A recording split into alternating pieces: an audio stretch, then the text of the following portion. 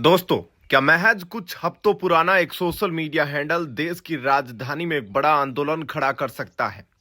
पिछले कुछ दिनों से इंटरनेट पर एक नाम सबसे ज्यादा चर्चा में है, कॉकरोच जनता पार्टी। अमेरिका से लौटे अभिजीत दीपके अचानक दिल्ली के जंतर मंतर पर एक विरोध प्रदर्शन का नेतृत्व करते नजर आते हैं, जहां शिक्षा मंत्री के इस्तीफे की मांग की जाती है। लेकिन इस प्रदर्शन के पीछे की असली इनसाइड स्टोरी क्या है? क्या यह सचमुच देश के छात्रों और युवाओं के गुस्से की एक वास्तविक आवाज है, या फिर इसके पीछे एक सोची समझी राजनीतिक रणनीति और पीआर कैंपेन काम कर रहा है? आज के वीडियो में हम बिना किसी पक्षपात के इस पूरे घटनाक्रम का एक गहरा विश्लेषण करेंगे। सच क्या है, यह जानना हर नागरिक के लिए जरूरी है। चलिए शुरू करते हैं। सबसे पहले समझते हैं कि एक पॉलिटिकल पार्टी और एक सोशल मीडिया ट्रेंड में क्या अंतर होता है। भारत के लोकतंत्र में किसी भी राजनीतिक दल को स्थापित करने के लिए एक निश्चित विचारधारा, जमीनी संगठन और सबसे महत्वपूर्ण चुनाव आयोग में पंजीकरण की जरूरत होती है। लेकिन राजनीतिक विश्लेषकों का मानना है कि सीजेपी का उदय पारंपरिक राजनीति से बिल्कुल अलग है।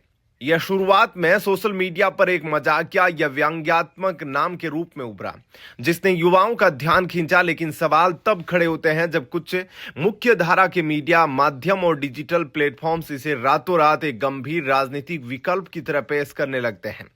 क्या जमीनी संघर्ष के बिना सिर्फ डिजिटल पीआर के दम पर कोई वास्तविक आंदोलन खड़ा किया जा सकता है?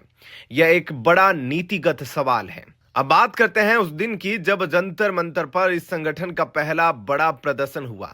दावों के मुताबिक एक बहुत बड़ी क्रांति की उम्मीद की जा रही थी, लेकिन जमीनी रिपोर्ट्स के अनुसार वहां भीड़ की संख्या काफी सीमित थी। वहां मौजूद लोगों में एक बड़ी संख्या मीडिया कर्मियों, पुलिस बल और सुरक्षा एजेंसियों की थी। बाकी बचे लोगों में ज्यादातर वो चेहरे थे जो दिल्ली के विभिन्न छात्र संगठनों जैसे जेएनयू, वामपंथी छात्र संघों, एसएफआई या आईएसआई से जुड़े हुए हैं, जो अक्सर दिल्ली में होने वाले नागरिक प्रदर्शनों में सक्रिय रहते हैं। प्रदर्शन के दौरान कुछ लोग बेहद अनोखे और अनौपचारिक गेटअप में भी दिखाई दिए, जिससे इस गंभीर राजनीतिक प्रदर्शन में एक नाटकीय मोड़ आ गया। विश्लेषकों का कहना है कि यह एक गंभीर राजनीतिक सभा के बजाय एक सिंबॉलिक या प्रतीकात्मक प्रदर्शन बनकर रह गया। इस पूरे आंदोलन की जो सबसे संवेदनशील कड़ी है वह है पेपर लीक का मुद्दा।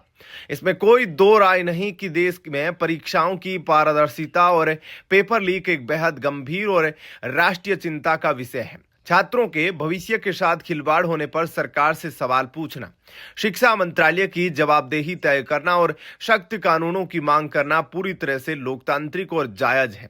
लेकिन यहां गंभीर सवाल यह उठता है कि क्या छात्रों की इस वास्तविक चिंता का उपयोग कुछ संगठन अपने व्यक्तिगत या राजनीतिक हितों को साधने के लिए कर रहे हैं? प्रदर्शन के दौरान कुछ ऐसी मांगे भी सामने आई जो व्यवहारिक नहीं थी, जैसे सोशल मीडिया इन्फ्लुएंसर या शिक्षकों को सीधे कैबिनेट मंत्री बनाने की बात। जब ग्राउंड पर कुछ प्रदर्शनकारियों से पूछा गया कि वर्तमान प्रशासनिक व्यवस्था और मंत्रालय की संरचना क्या है, तो कई लोग बुनियादी जानकारियों से भी अनजान दिखे। इससे यह संदेश जाता है कि भावनाएं तो वास्तविक थी, लेकिन दिशा में परिपक्वता की कमी। इस आंदोलन के पीछे एक और पहलू है जिस पर सुरक्षा और राजनीतिक पंडित नजर रख रहे हैं। वह है इस आंदोलन का फंडिंग पैटर्न और डिजिटल रीच।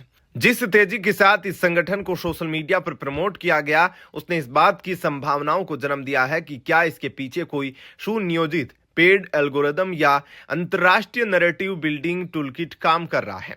प्रदर्शन के दौरान कुछ बयानों में भारत की तुलना पड़ोसी देशों जैसे नेपाल या बांग्लादेश की हालिया राजनीतिक उथल पुथल से की गई। लोकतांत्रिक देशों में बदलाव चुनावों के जरिए आते हैं, इसलिए इस तरह की तुलनाओं पर सवाल उठाना लाजमी है। इसके अतिरिक्त देश की न्यायपालिका और संवैधानिक पदों पर बैठे व्यक्तियों के बयानों को लेकर जिस तरह की टिप्पणियां की गई, उसने भी इस आंदोलन की गंभीरता को संशय के घेरे में ला दिया है। निष्कर्ष के तौर पर देखें तो जंतर मंतर का यह प्रदर्शन हमें यह सिखाता है कि डिजिटल दुनिया में लाखों फॉलोअर्स होना और जमीन पर जनता का वास्तविक विश्वास जीतना दो बिल्कुल अलग बातें हैं। देश के युवाओं की समस्याएं जैसे रोजगार और निष्पक्ष परीक्षाएं बिल्कुल वास्तविक हैं और उन पर चर्चा होनी भी चाहिए। लेकिन क्या सोशल मीडिया के जरिए रातों रात खड़े किए गए यह संगठन उन समस्याओं का सही समाधान है या सिर्फ एक नया राजनीतिक प्रयोग?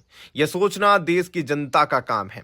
इस पूरे विषय पर आपकी क्या राय है? क्या आपको लगता है कि सीजेपी युवाओं के मुद्दों को सही दिशा दे पाएगी या यह सिर्फ एक सोशल मीडिया पीआर स्टंट था? अपने विचार नीचे कमेंट बॉक्स में जरूर साझा करें। अगर आपको यह निष्पक्ष विश्लेषण पसंद आया हो तो वीडियो को लाइक करें और हमारे चैनल को सब्सक्राइब करना न भूलें। धन्यवाद। जय हिंद।